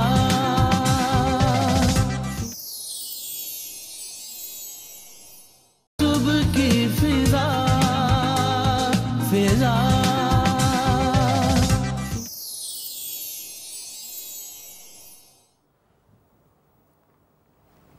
वेलकम बैक। आगा साहब के जो 2 बेटे हैं उन्होंने हमें ज्वाइन किया है। यहाँ पर तशरीफ़ रखते हैं आफ्ताब साहब, और उनके साथ ही जो उनके छोटे भाई हैं फारूक साहब तशरीफ़ रखते हैं। एक साइड की स्टोरी तो आप लोगों ने सुन ली, मगर अब इनकी ज़बानी ज़रा इनकी कहानी सुनते हैं कि आप ज़रा बताइए क्या वजूहात हुई ऐसी, क्या वजह बनी जिस बात पे आपको अपने वालिद को घर से निकालना पड़ गया। आप पूरा पाकिस्तान आपको देख रहा है, सुन रहा है, ख़ास हमारे साथ यहाँ पे गेस्ट भी तशरीफ़ रखती हैं, ये सारे के सारे मामलात को सुन चुकी हैं जो आपके वालिद साहब ने बयान किया है। अब आप लोग क्या कहना चाहेंगे? पहले ज़रा आप आफ्ताब साहब कुछ कहिए। मैं क्या कहूँ, बस इन्होंने जो भी करना था वो कर चुके हैं।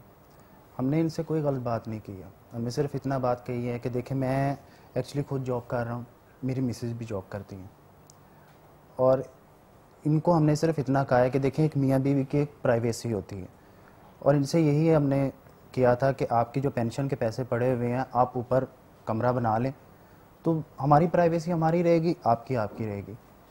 क्योंकि एक्चुअली मसला ये है कि मैं जिस घर में रह रहा हूँ वो मेरे ससुर का है, तो मैं जो है ना 2 कमरे हैं, उसमें एक में मेरा भाई है और एक में मैं हूँ। अब आप खुद देखें कि हमारी मिसेस भी हैं साथ दोनों की, और देखें कि हम किस तरह मैनेज करेंगे, कि हमारी प्राइवेसी में हम किस तरीके से इनको मैनेज करेंगे। सिर्फ इतनी बात कही है, लेकिन इन्होंने जो है ना उस बात को गलत रंग में जो है ना ले लिया। आगा साहब ठीक कह रहे हैं आपके बेटे जो है आफ्ताब? देखिए ये इनकी अपनी सोच है कि बाप को जो इन्होंने मुझे घर में टेंशन दी हुई है, अब इसको ये ओपन नहीं कर रहे। मैं नहीं बात चाहता कि मैं अपने किसी बेटे की बुराई करूं। इन्होंने ये नहीं सोचा कि हम बाप को कह रहे हैं जी ऊपर कमरा डाल लें। पहले भी तो मेरी गुजर हो रही थी, पहले भी तो ठीक ठाक था। क्या बहुएं मुझे बर्दाश्त नहीं करती? मैं इनको क्या कहता हूँ, रात का वक्त है सोने का, मैं बाहर लॉन में सो जाया करूँगा। ज़रूरी मैंने ऊपर कमरा डालना है? इसकी बात की क्या ज़मानत है कि मेरे कमरा डालने के बाद ये मुझे मेरी इज्जत करेंगे या मुझे संभाल लेंगे? कोई ज़मानत है आपके पास? आप फारूक, आप छोटे बेटे हैं थोड़े से, और वैसे आपने काफ़ी जल्दी शादी भी कर ली बाय द वे। आप काफ़ी कम उम्र लगते हैं मुझे, इतनी एज तो नहीं है आपकी एज। अच्छा खैर, क्या कहेंगे आप को तो बहुत लाडला होना चाहिए अपने वालिद साहब का। देखें, असल में वजह यह है कि इनके फ्रेंड्स वगैरह आते हैं, तो कमरे हमारे घर में सिर्फ 2 ही हैं। तो जिसकी बड़े भाई की वाइफ भी हैं, मेरी वाइफ भी हैं, कुछ प्राइवेसी होती है। इनके फ्रेंड्स आते रहते हैं, चलता रहता है। अब इन्हें बाहर भी बिठा नहीं सकते कि एजड है, बाहर कहाँ बिठाएं। तो उनका गुजर भी होता है हमारी वाइफ सा, तो इससे डिस्टर्ब होता सारा। हमने इनको बोला है कि आप ऊपर कमरा बनाएं, अपनी पेंशन से आप रहें, हमें कुछ नहीं चाहिए ऊपर, आप अपना सब कुछ करें वहाँ पे, लेकिन ये नहीं मानते। आपकी लव मैरिज है अरेंज मैरिज है फारूक? लव मैरिज है। अच्छा जी, तो आपने इजाजत दी थी इनको? क्योंकि थोड़ा सा मुझे हुलिया भी फारूक का बहुत वो ये थोड़ा सा मेरा थोड़ा नहीं बहुत ज़्यादा लाडला बेटा था। मैंने इसकी हर बात को बर्दाश्त किया जो नहीं करने वाली थी, ताकि इसको वालदा की कमी महसूस ना हो।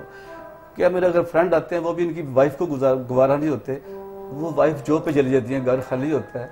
कभी कभार मेरे पुराने मेरा दुख, मेरा हर चीज़ बर्दाश्त करने के लिए आ जाते हैं, तो वो भी इनकी वाइफ भी बर्दाश्त करती है कि हमारे जाने के बाद गंद पड़ा होता है कमरे में, जैसे सिगरेट पड़े होते हैं, ये क्या प्रॉब्लम है ये। नाजिया, आप और नेहा जरा मेरी मदद कीजिए इस मामले में। आप जो है वो तो घर से बाहर है। एक छोटी सी बात जो सारा मामला सुनने के बाद समझ आती है, जो सुनते थे उसको भी फील कर रही हूँ, तो वही है कि 2 माँ बाप 10 बच्चे भी पाल लेते हैं, लेकिन 10 बच्चे 2 माँ बाप नहीं रख सकते। True, it's a fact, universal fact है ये। और ये हमारे मुल्क का, हमारी कौम का अलमिया भी है। शायद यही वजह है कि हम बजाय तरक्की करने के हम नीचे चल जाते जा रहे हैं, ड्रेन आउट हो रहे हैं सारे के सारे। तो सिर्फ एक छोटी सी चीज़ है, जिस एज में ये हैं आगा साहब, उस एज में हमें एक्स्ट्रा इनका ख्याल करना, इनकी ज़रूरतों का ख्याल रखना ज़रूरी हो जाता है। Since he is a single person, अकेले हैं, इनकी वाइफ फौत हो चुकी है, इनका ख्याल करने वाला कोई भी नहीं है। तो एटलीस्ट इनको चाहिए, ये टूल्स हैं, अपनी बीवियों को इंस्ट्रक्ट यही करेंगे कि वो इनकी इज्जत करें, और जैसा वो ये कहेंगे वो फॉलो करेंगी। तो उन जो भी है, जैसा भी है, आपका बाप है, फॉर गॉड सेक। आप बेशक थोड़ी देर के लिए सोचें, क्योंकि आज इन पे ये वक्त है, कल पे अगर आप इनके साथ करें तो कल आप पर ये वक्त आएगा, और ये आपके बच्चे आपको सारी चीजें, हो सकता है आप कल ऐसे बैठे हुए हों। अच्छा नेहा, मुझे थोड़ा सा, मैं बात को उधर भी लेके आऊँगी, क्योंकि मुझे यहाँ पे ये भी लग रहा है कि जो वालिद साहब है उनकी तरबियत में कमी भी है।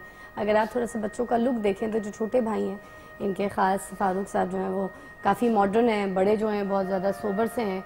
तो मुझे लगता है थोड़ी सी तरबियत में भी कमी है कि बच्चों की भी आपस एक बंदा, मतलब इन्होंने बताया कि 15-16 साल हो गए हैं वाइफ का इंतकाल हुए हुए। He was the only person who was managing both sides, माँ का भी और बाप का भी। How difficult it would be for him कि किस तरह उन्होंने सारा, उसके बावजूद यहाँ तक ले आए हैं। तो ये इनको क्रेडिट जाता है ना इस चीज़ का। जो भी आज ये बैठे हुए हैं, जो कुछ भी बने हुए हैं, पहुँच गए हैं लाइफ में कहीं पे, just because of him. Neha, आप क्या कहेंगी इनको, किस तरह से अब ये सारा कुछ पैचअप हो सकता है? आपको क्या लग रहा है? क्योंकि मैंने यही कहा ना कि जैसे लोग नॉर्मली देखते हैं लोगों के घरों के झगड़े और बीच में नहीं पड़ते हैं कि बहन के घर का मामला है, हम क्यों बीच में पड़े, तो हम बीच में पड़ेंगे। हमने इस घर को जो है ना बचाना, एक घर को बचाएंगे, उसके बाद हम शायद मुआशरे को बचाने में भी कामयाब हो जाएं। बल्कि हमारे भी अपने घरों में कभी कभी ऐसे झगड़े होते हैं, ऐसी कुछ चीजें हो जाती हैं, क्योंकि हम कहते हैं यार काश अगर वो फुप्पी आ जाती है बीच में या खाला बीच में पड़ जाती तो आज इतना सब कुछ सीरियस नहीं होता। वो क्यों नहीं बोली, वो बैठी हुई थी, वो बराबर में क्यों नहीं किसी ने? हमारे यहाँ लोग ना ज्यादा तमाशा देखने वाले हैं, rather than solving the problem। Solve नहीं करता। नहीं, वो देखने वाले हैं। बड़ी कुरान में भी ये बात है कि अल्लाह ने कहा है कि बच्चा होता है ना पहले, तो माँ बाप उसकी एक एक बात को 10 दफ़ा रिपीट करते हैं, उसको हल करते हैं, गुस्सा नहीं करते। वही जब बाप, अल्लाह कहते हैं ना कि जब माँ बाप जब एक एज पे आ जाते हैं तो वो बच्चे बन जाते हैं, ठीक है ना। तो अगर इनका अब इनकी ये एज है कि वाकई बच्चे बन गए, लेकिन बच्चों में हमारे में पेशेंस नहीं है, विच इज रॉन्ग। आपको नहीं लग रहा कि ये तमाशा बना रहे हैं अपने बाप का? मुझे तो हाँ, honestly this is literally wrong. आपके वालिद साहब हैं और यकीन माने जब अल्लाह जिंदगी दे इनको, लेकिन जब ये फौत हो जाएंगे ना फिर आपको पता चलेगा कि आपने क्या खोया, और फिर आप इस वक्त को बैठ के ना पछताएंगे और ये वक्त वापस नहीं आने वाला। मैं नहीं चाहता था मेरी बाहर घर की चार दीवारी से बाहर निकले। मेरा जो कुछ भी है थोड़ा बहुत मेरे मरने के बाद इन्हीं के पास ही आना है और किसी, लेकिन ये मेरे जीते जी मुझे मार रहे हैं। इनकी बीवी इनको बहुत प्यारी है लेकिन बाप की इनको कोई कदर नहीं। ये मुझे बर्दाश्त नहीं कर रहे। इनको मरने के बाद पता चलेगा। मैं इनको बददुआ नहीं देना चाहता हूँ। शबीर की औलाद इनके साथ ये सलूक करेगी, इसका बाप याद आएगा कि बाप क्या होता है। डैड आप हमें मुआशरे में जलील कर रहे हैं दोनों भाइयों को। छोड़िए आपने हमारी ये गुस्ताखी, देखिए ये गुस्ताखी। बाप आपका रो रहा है, देखो बोल रहे हैं जी रो रहे हैं। इनको मेरा बर्दाश्त, सच्चाई बर्दाश्त करो इनको मेरी। हम एक छोटा सा वक्फा लेते हैं यहाँ पे, फिर आपको दोबारा ज्वाइन करेंगे। यहाँ पर ये जो प्रॉब्लम है ये हर घर में, किसी भी घर में इस तरह की प्रॉब्लम्स आपको देखने को मिलती हैं, मगर खैर आज कोशिश ये करेंगे कि यहाँ पे ये प्रॉब्लम सॉल्व करने की जितनी एफर्ट हम कर सकें हम करें। कि अब मुझे ये समझ नहीं कि आप दोनों बेटों को आपके बाप ने इसलिए जवान किया था कि आप किसी प्रोग्राम में आकर यहाँ पर आप देखिए हमने इनसे कोई गलत बात नहीं कही है, सिर्फ हमने इतना बात कही है और इनकी पेंशन के पैसों में से हमें 1 रुपया नहीं चाहिए। ऊपर घर बनाए और अपना वहाँ पे कर रहे हैं, हम का ख्याल भी रखते हैं, हर चीज करते हैं। यार आपका फर्ज नहीं बनता कि आप मेरी खिदमत करें। आपका फर्ज बनता है कि बाबूजी आपके पैसे आपको मुबारक हों, आप मेरी खिदमत करें, मेरा हाल पूछें, मेरा खाना पूछें, मेरी जो देखभाल है आपका फर्ज है। आपकी बहुत तब इज्जत करेगी जब आप मेरी इज्जत करेंगे। डैड आपको पैसों से, मैं आप लोगों से, आपको बच्चों से ज्यादा पैसों से प्यार है। आप लोगों से पैसे आपकी मान्यता है, मेरे मरने के बाद आपके पास आने, आपकी जेब में आने, आपकी बीवियां खुश हो जाएंगी। देखिए हमें चाहिए नहीं वो, आप ऊपर घर बनाए, आप वहाँ पे रहें। हमने सिर्फ ये कहा है कि आपके जो 4 दिन है वो सूख के गुजर जाएंगे। ये यार आप कमरे बगैर भी, आप अगर मेरे पास पेंशन ना होती तो क्या आप घर से बिल्कुल बेदखल कर देना था। आप हाइपर नहीं करें अपने अबू जी को। जी हम एक छोटे से वक्फे के बाद आपको दोबारा ज्वाइन करते हैं। जी रहिएगा मेरे साथ। सुबह की फिजा फिजा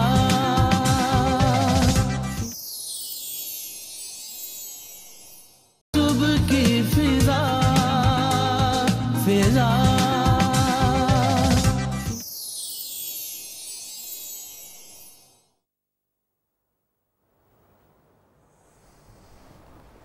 वेलकम बैक। आपने ब्रेक से पहले भी देखा, यहाँ पे हमारे जो गेस्ट हैं उन्होंने भी कोशिश की समझाने की यहाँ दोनों बेटे को। अब आप दोनों को अब पता नहीं समझ आई है कि नहीं आई है, मगर खैर बाप रो रहा है, बाप तकलीफ़ में है, बाप अपनी जो है वो बहन के घर रह रहे हैं बिकॉज ऑफ यू गाइज। आप लोगों की वजह से वो अपना घर छोड़ के कहीं और गए हुए हैं।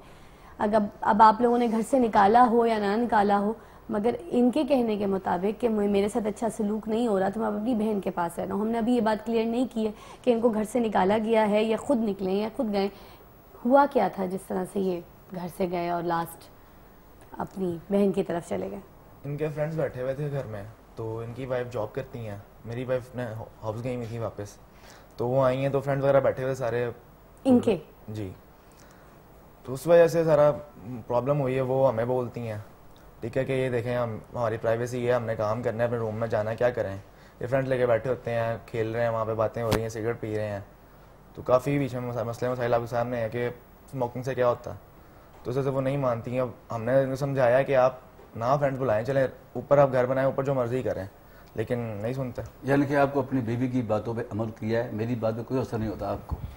आप इस तरह ये बताएं कि आपके जब ससुराल वाले आते हैं, आपके बरादरीन ला आते हैं, उनकी कज़न उनकी फ्रेंड आती हैं, मैंने कभी महसूस किया है, मैंने कभी माइंड किया है कि यार ये इतने गोल बला करती है, आगे सारा दिन बैठी सारी रात शोर शराबा होता रहता है, मेरी नींद आबाजार होती है। क्या मैंने आपको कभी कहा है बेटा एक बात याद रखना, तुम दोनों कान सुन के सुनो, पूरी दुनिया मुझे देख रही है, जो अपने वालिदैन की इज्जत करता है दुनिया इसकी इज्जत करती है।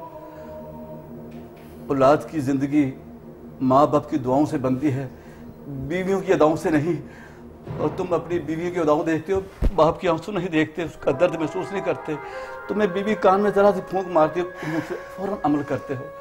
बाहर तुम्हें क्या कुछ समझाता है, दिन रात दुआएं देता है, तुम्हें कोई असर नहीं होता। तुम लोगों को अपनी बीवियां प्यारी हैं, मेरी कोई परवाह नहीं है।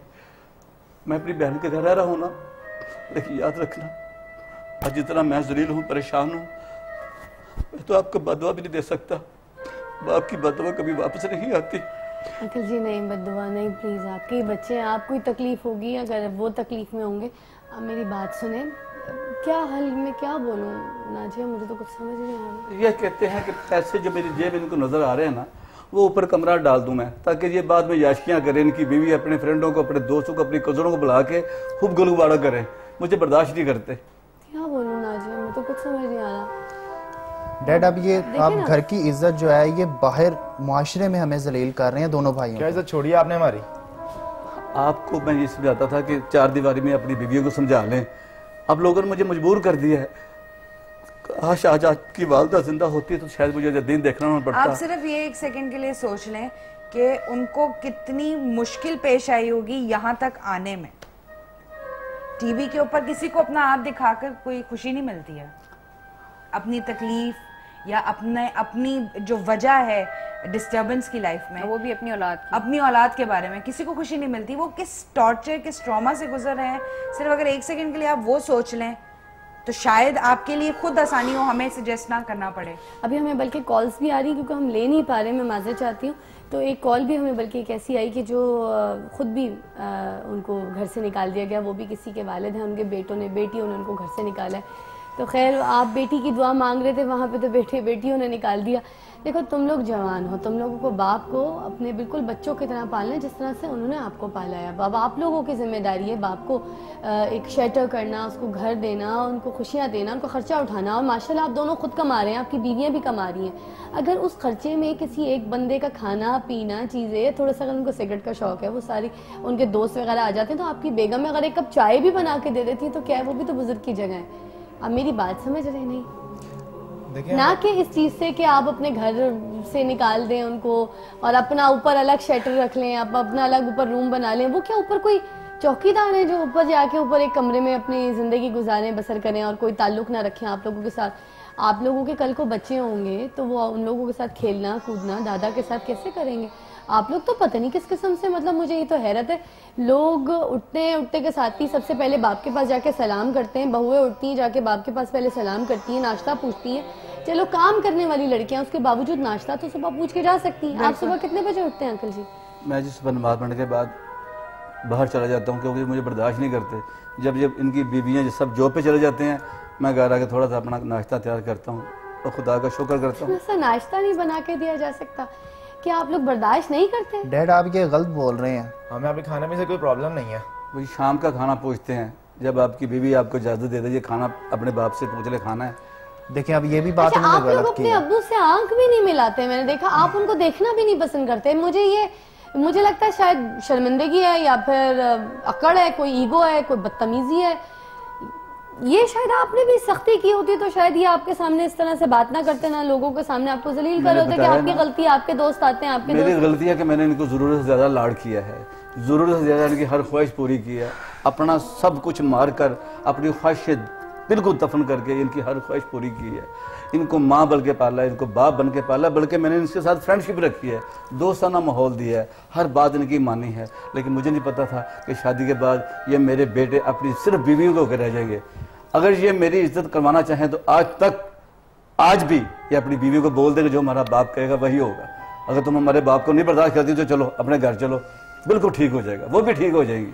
लेकिन इनकी हिम्मत ही नहीं है कि बीवी को ऐसी बात कह सके। जो कहती है मेरे ऊपर ये प्रेशर डालते हैं। शर्म करें, बस आप लोग शर्म करें, आंखें खोलें। आपका बाप अच्छा है बुरा है जो भी है, मैं आपसे एक रिक्वेस्ट कर सकती हूँ सिंपली, कितने लोग देख रहे हैं, लोगों की शर्म में आप एटलीस्ट अपने अब्बू जी से माफी मांग लें।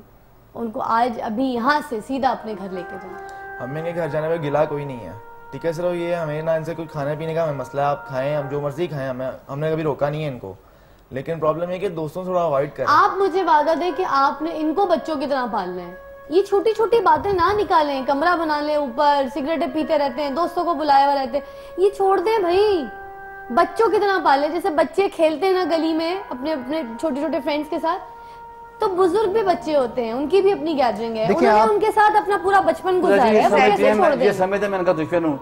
मैं अपने दोस्तों में अपने बेटों की तारीफ करता हूँ। अल्लाह ताला ने मुझे 2 शेर दिए हुए हैं, मैं इनको देख के जिंदा हूँ। सॉरी करें, मैं इनसे प्यार देखिए आप हमें तो समझा रहे हैं, आप उन्हें भी तो समझाएं, मामला खत्म, हमारी प्रॉब्लम भी तो समझें। मामला खत्म करें। बाप है, आपका बाप है, ये होगा तो कल को आपको दुआएं मिलेंगी, शफकत मिलेगी।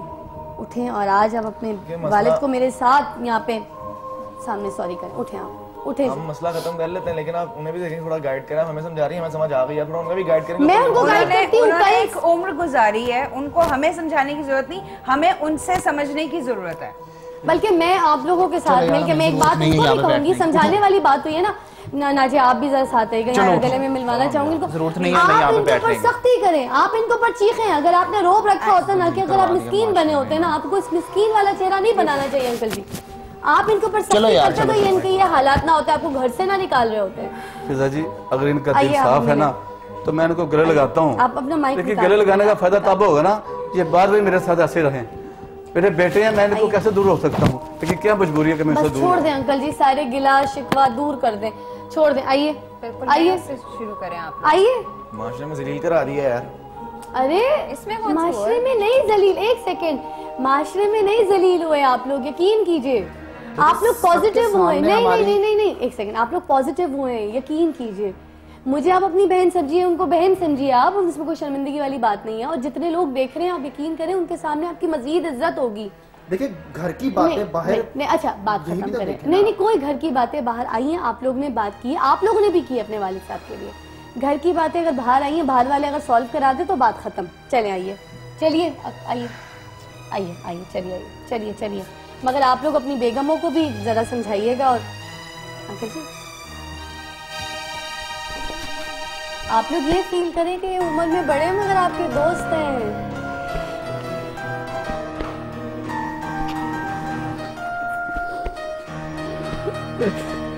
आप अंकल जी अपना माइक उठाइए, आप अभी जाइए, आप अभी मेरे सामने इनके साथ जाइए। आप इनको लेके जा रहे हैं, आप इनको घर लेके जा रहे हैं, ठीक है? घर लेके जाएंगे आप लोग, ठीक है?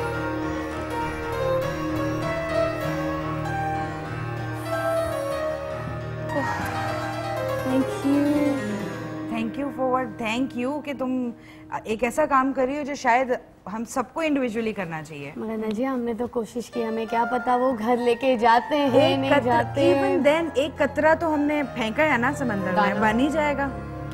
Don't worry. बहुत अच्छा काम। Thank you Neha, I am like so glad. Seriously तुम लोग इतना अच्छा दिल रखते हो, तुम लोगों ने इतनी अच्छी एफर्ट की, तुम लोग वाकई सीरियसली। क्योंकि जब मुझे इनका फेसबुक पे मैसेज आया, आई वाज वेरी स्कैर्ड कि मैं इनको बुलाऊंगी तो I don't know people will you know help me और नॉट। और नॉर्मली जब सेलिब्रिटीज आते हैं तो उनको ये होता है कि सिर्फ उनके बारे में बात की जाए, उनसे बात की जाए, मगर कोई किसी के लिए नहीं सोचता। मगर आज आपने दिन निकाल के खास जो है किसी की मदद की है। बिल्कुल प्लेजर। सीरियसली अगर हमारे किसी एक जुमले से भी फर्क पड़ता है ना, थोड़ा सा भी, तो वो जुमला हमें कह देना चाहिए, वो बात हमें कर देनी चाहिए। We should not delay it. Thank you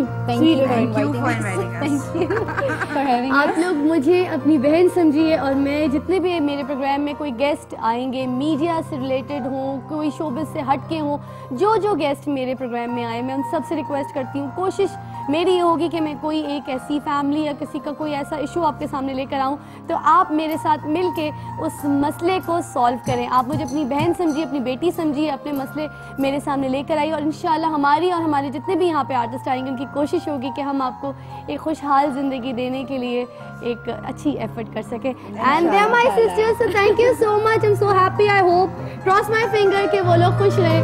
अल्लाह हाफिज़।